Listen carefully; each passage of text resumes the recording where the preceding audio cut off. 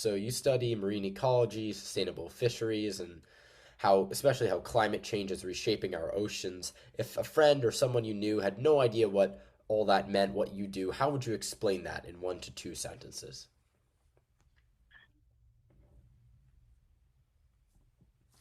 Great question. I think the key thing is that a huge fraction of our planet is the ocean, and we depend on it for a whole variety of things, from food to moderating the climate to biodiversity and things that we value. And so it's really important to interact with it in a way that is positive and sustainable. Mhm. So you've spent a lot of time on fisheries and ocean policy. Was there a specific moment early on in your career that made you think that this is what you're dedicating a lot of your life to? Well, early on, my focus was really on how marine ecosystems work, how species interact, how the ocean differs from land-based systems and things like that. And it was just fascinating to me. But after working on projects for probably a couple of decades, I realized that most of what I was doing was documenting how people were changing the way the ocean worked. And and one of the biggest ways was through harvesting and at unsustainable levels and overfishing. And so I started really thinking about how we can interact with the ocean in a much more positive and sustainable way. And so that got me really switched from studying species interactions to really studying how people interact with ocean systems and how we can do that in a better way. Right. So, what's something that a lot of people or most people believe about the ocean, how it works, what lives there, all of these factors, how healthy it is, that's just not true or doesn't really have much basis in fact? Well, one of the biggest challenges is when you look out at the ocean, you basically see the surface, and occasionally you see things pop out of the surface. And so you get this very narrow perspective on really what's going on in the ocean. And and as a consequence, there's a real need to kind of open the ocean to where people can really understand what's happening, to where we can see when we're doing things that are harming the ocean and not something that can be maintained in a sustainable way, and when we're actually doing something that's actually benefiting ocean systems and the people that depend upon them. Yeah. So, I was looking at one of your studies or your group studies, and you found that fishing has a hidden carbon footprint because dead fish typically sink and store carbon in the deep ocean. So, how worried should a normal person be about this? Like from a 1 to 10, 10 being the most. Can you explain a little bit about that? Yeah, well, there are a lot of ways that the ocean influences carbon emissions and carbon sequestration, which most of us don't appreciate. And so, one of the obvious ones is the ocean absorbs a huge amount of CO2. If it weren't for the ocean, the concentration of CO2 in the atmosphere would be dramatically higher. A huge fraction of the CO2 that we've put into the atmosphere goes into the ocean.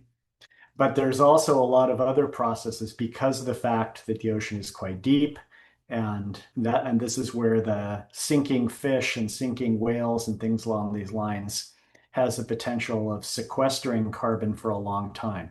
So instead of that carbon, when we catch something and eat it, for example, the carbon from that ultimately gets into the atmosphere. When something dies and sinks to the bottom of the ocean, it can stay there sequestered in some places, depending upon where it is, for millennia. And so there's a big difference between what happens to the animals and plants in the sea in terms of what happens to the carbon that they have in their bodies and whether that eventually gets back in the atmosphere or stays in the ocean and gets sequestered for long periods of time. Yeah, so what's something happening to the ocean right now that almost nobody is talking about and people ought to should to be?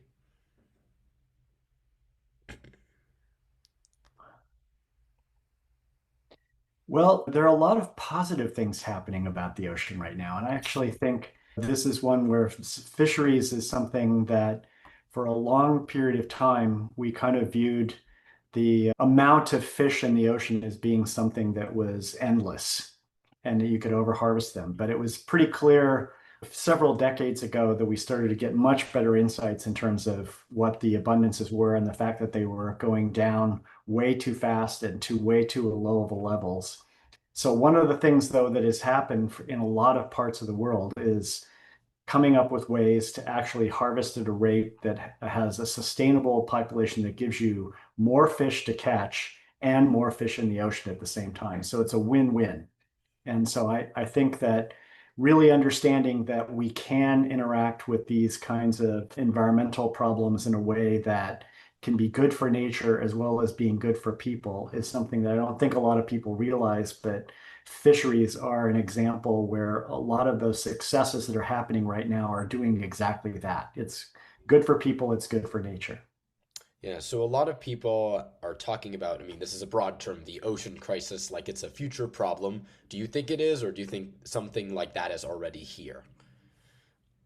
Well, there are aspects of the ocean crisis which are already here. I mean, and so overharvesting is a perfect example where we have already overharvested lots of different species. We've put a lot of species at risk of extinction, but there are a lot of good things happening in terms of reversing those trends. And so that I think is a really key thing.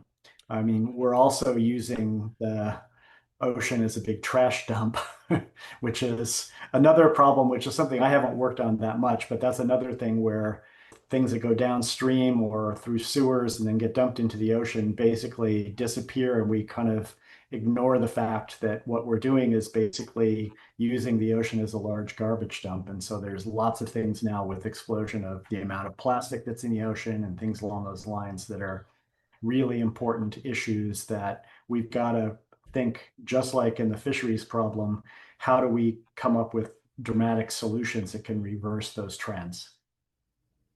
Yeah, so if nothing changes, what do you think is the first major ocean ecosystem or coastal region that collapses or has dramatic changes for the worse first? Well, I think coral reefs have been the one that have experienced the biggest damage that way. And some of that is because of local effects of overharvesting, and that can lead to challenges like in any marine ecosystem. But that's also the ocean ecosystem, which has been most acutely affected by extreme climate events, in the sense that you've got the base of that ecosystem, corals, which are dependent upon they have symbiotic algae that grow inside their tissues that photosynthesize and produce energy, which is the base of the food web there. But in extreme heat events, those algae basically can be killed, and then the corals die off. And since that's at the base of the food web, that has implications all the way up through the other species that depend upon that throughout the food web. And so there have been massive bleaching events across reefs across the entire planet. And this is another challenge, I think, that is accentuated because of the fact that the causes of climate change are happening all over the planet. And so you can't the actions of people that are happening and what they do and the amount of CO2 that get released into the atmosphere has consequences at a global scale. And so your options in terms of trying to fix that locally are really constrained. This is something that requires global action for a solution and not local action. Yeah. So on a scale from 1 to 5, 5 being the most, how urgent do you think the state of the world's oceans are right now?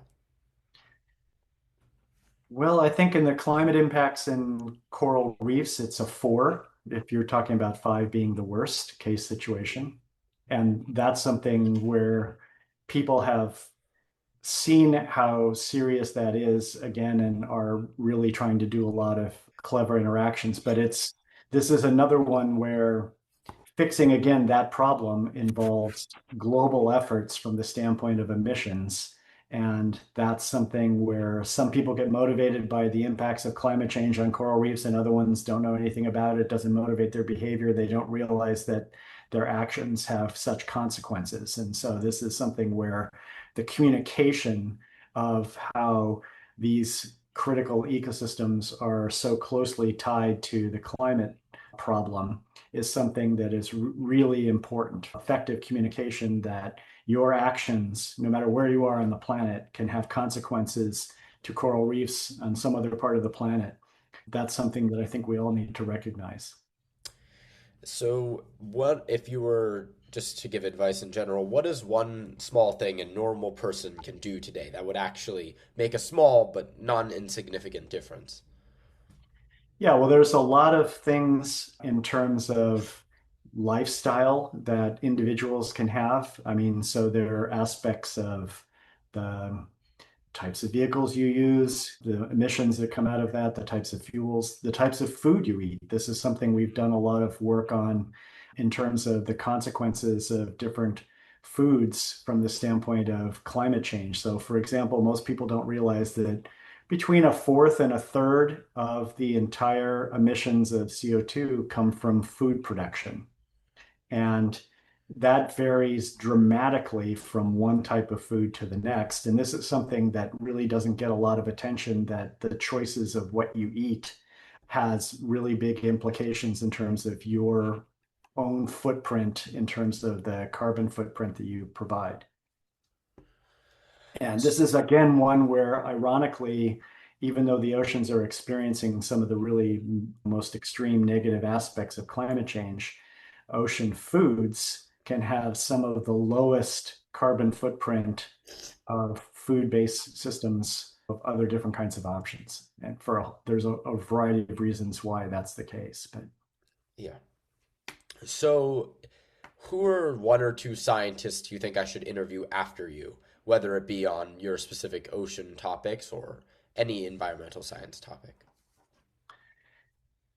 yeah, good question. I mean, there's a lot of people that are doing really interesting work. I mean, so I think I like to kind of recommend people that are doing things that are really focused on solutions, not just documenting how bad the problems are, because I think kind of coming back to your original motivation, I think it's saying how bad a problem is not something that necessarily motivates action on the part of people, as opposed to saying, here's something you can do that'll have a positive effect on the planet.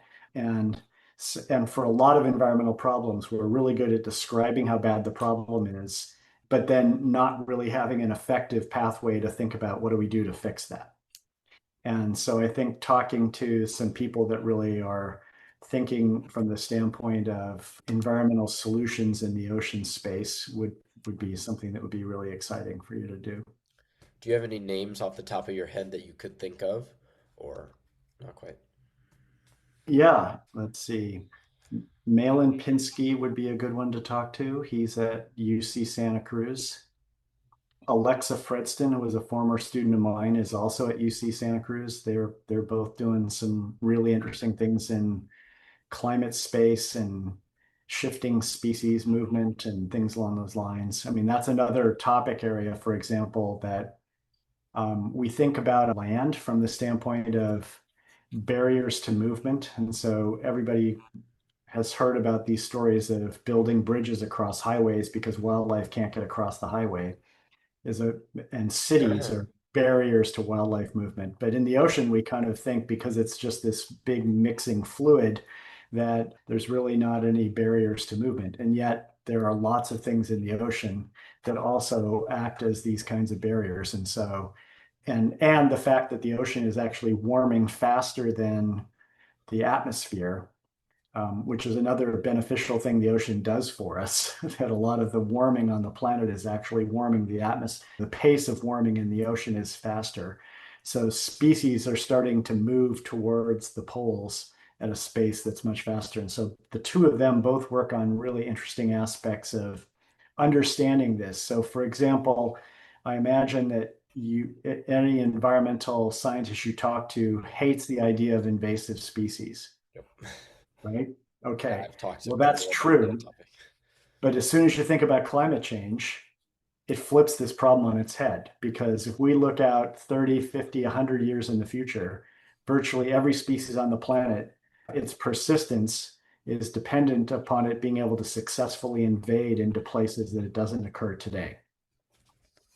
even if we're really effective at slowing the pace of climate change, we've already set in place enough of a change that some species have to move. And that means they have to be able to successfully invade.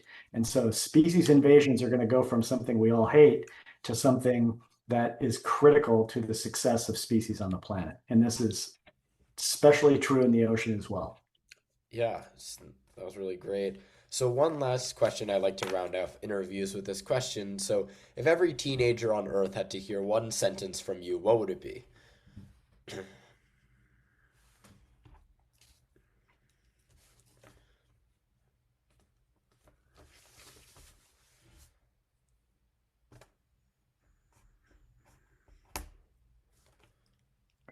This is you ask really good questions. I'm Thank trying you. to think Thank of you. something that's going to be really effective on the communication side of things.